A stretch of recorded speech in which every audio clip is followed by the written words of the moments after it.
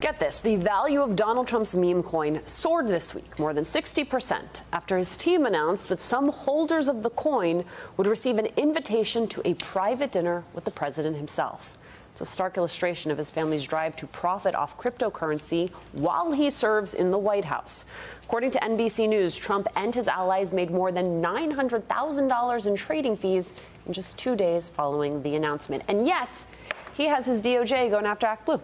So, yes, and here's the thing. Going back to a comment that was made earlier about... Did I say it? No, whatever gets said. Talked about, you know, the violations of the constitutional crisis.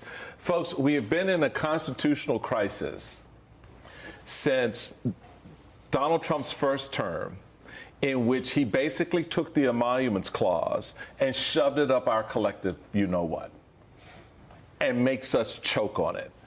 This man is taking every aspect and element of his office that we gave him and transacting it and turning it into money for him. His son-in-law walks out of government and gets a $2 billion fund set up by the Saudi government, and no one seems to think that there's a connection. And now he's got this crypto crap in which he's out here creating these coins and these memes and all this other BS and profiting off of it, using the White House lawn as a car showroom for Tesla, right? Everybody and everything around him is getting a financial gain or benefit, and we all sitting here pinching pennies and trying to figure out how we're going to feed our damn kids while this guy is out here making cash off of your pain. That's what this is right now, and I don't get it. Y'all sit up here so mad at billionaires. Well, you got one. Donald, it was declared, an economist this week, Donald Trump is now a, quote, legitimate billionaire because he's made billions off of being president. And legitimate is important because he wasn't a legitimate billionaire. He wasn't before. As the children would say, Michael, clock it. Okay, he's clocking the T right here. It's just, honestly, you know, when people... we talk about the oligarchy, right, and the rise of the oligarchy, and, you know, Senator Alyssa Slotkin says people don't know what oligarchy means, but, you know, I think that, you know, the American people understand when the richest people in this country are getting over on them, and they, hardworking American people, don't have the same opportunity to get a leg up. And that's what this is about. Nobody's mad that people are making money. I, too, would like to be a billionaire. Let me be very clear, okay? I, too, would like to be a billionaire. However, what we have happening in the White House, this is what the Washington Post wrote. I thought this was crazy. The biggest buyer about the meme coins acquired 2 million coins worth about $24 million, according to the Post review of crypto data.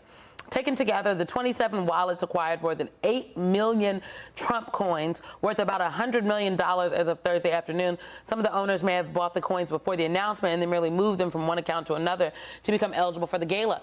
He is making a fortune in the White House off the backs of the American people, while, to Michael's point, people are literally struggling on how to figure out how to pay their bills. And we just talked about how to get stuff off the shelves.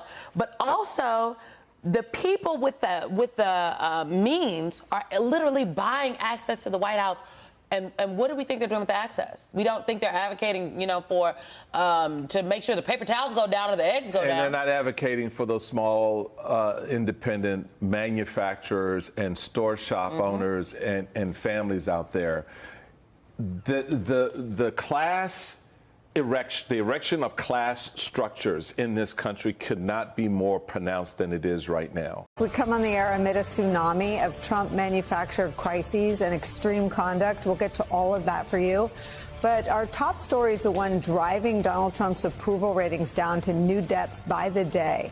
It's the prospect of empty store shelves and rising prices on all sorts of goods nationwide. NBC News reporting this, quote, retailers are warning that U.S. consumers could once again be faced with empty store shelves and the kind of supply chain snarls that mark the COVID era if Donald Trump's tariffs on China remain at their current levels. Companies have been canceling their shipments of goods from China and halting new orders. Some of the products likeliest to go missing from store shelves in the coming months will be lower-cost footwear, apparel, toys, and electronics, for which manufacturing is heavily concentrated in China. And what will be on the store shelves will likely come in at a higher cost. Prices are already rising. CNBC reports this, quote, Amazon merchants are hiking prices for everything from diaper bags and refrigerator magnets to charm necklaces and other top-selling items as they confront higher import costs. E-commerce software company Smart Scout tracked 930 products on Amazon that have seen increased prices since April 9th, with an average jump of 29%. 6 months after a presidential election that was defined by deep voter frustration over the price of everything, there are headlines like this one in the New York Times today. Quote, a sign that consumers are anxious. They're cutting back on snacks. New York Times reports this, quote, consumers worried about the economy are pulling back on their spending, and that anxiety is translating into lower sales and profits for some of the country's largest consumer-oriented companies. In fact, we've seen a steady drumbeat of warnings from the business community in the last couple weeks. America's CEOs are sounding the alarm, warning that the U.S. economy could soon take a big hit after President Trump's sweeping tariff announcement sent markets spinning. Rick, Liberation Day was just a few weeks ago, earlier this month. How have things felt with you and your business since you learned how high these tariffs were going to be? I'm rapidly being liberated from my money. So not so great, Becky. There will likely be pricing. Tariffs are inherently inflationary. I think we've lost a whole year of earnings growth because the policies have already happened. Now, the economic picture is becoming a defining political crisis for Donald Trump. He rode a wave of post-COVID anxiety and frustration with rising prices into the White House for a second time. And day in and day out on the campaign trail, he promised to lower prices like this. From today and from the day I take the oath of office, we will rapidly drive prices down and make America affordable again. Literally the opposite has come to pass, but not because of a pandemic, because of him. And now that he's in office, Trump, again, can't blame anybody else. He did this. He started the trade war. He imposed a 145% tariff on China, one of our biggest trading partners. And now Trump faces headline after live shot about stressed business owners, stressed out and angry consumers, and even some of his closest allies on Wall Street are publicly sounding the alarm.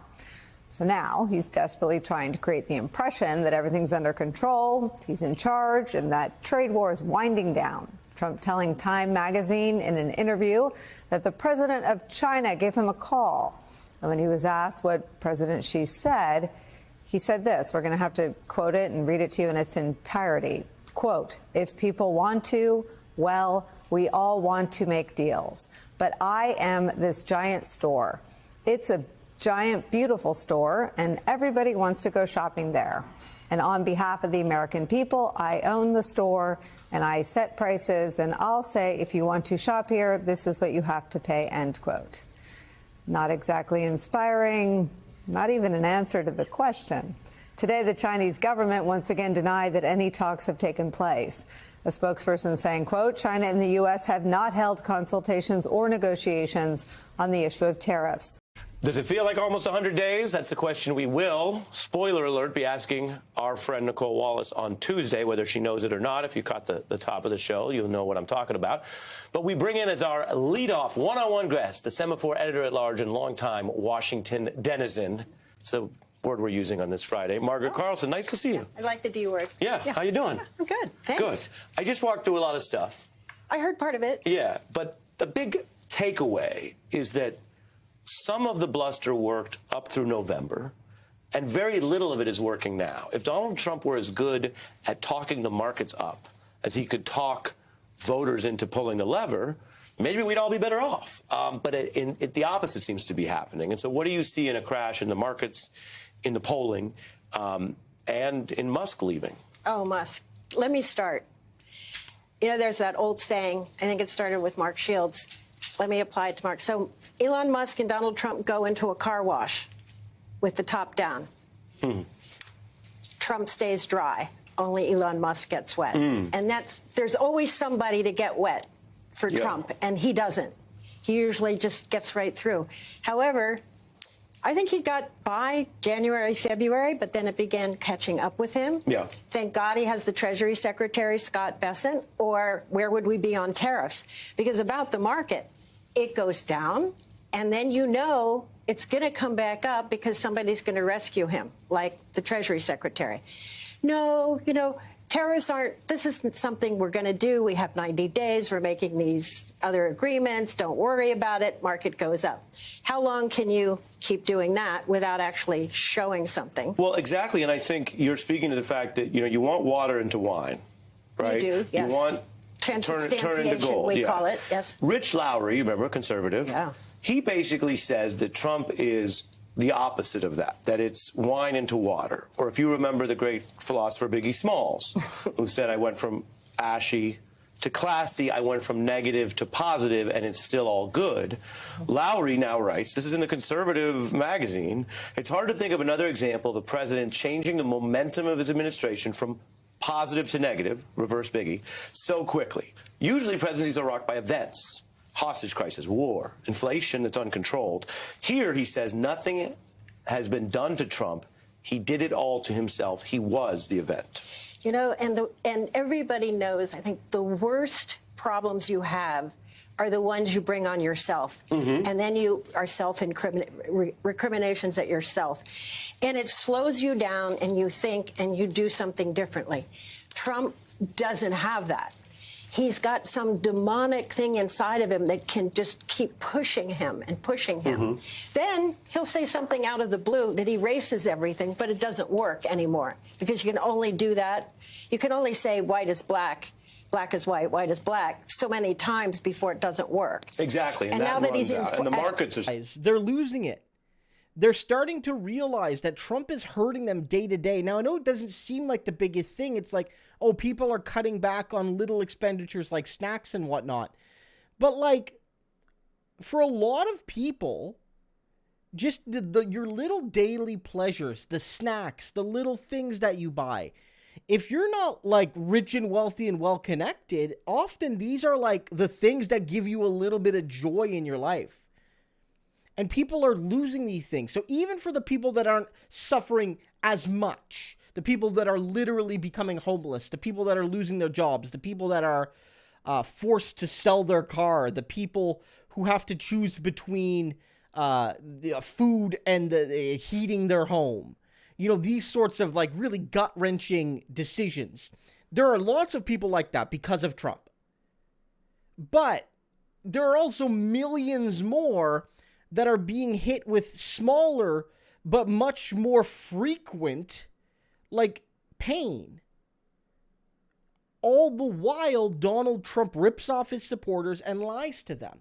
This is what's happening. And don't mistake this, guys. People often talk about this. What keeps society stable? Now, this is awfully simplistic, but you've heard the thing bread and circuses, right?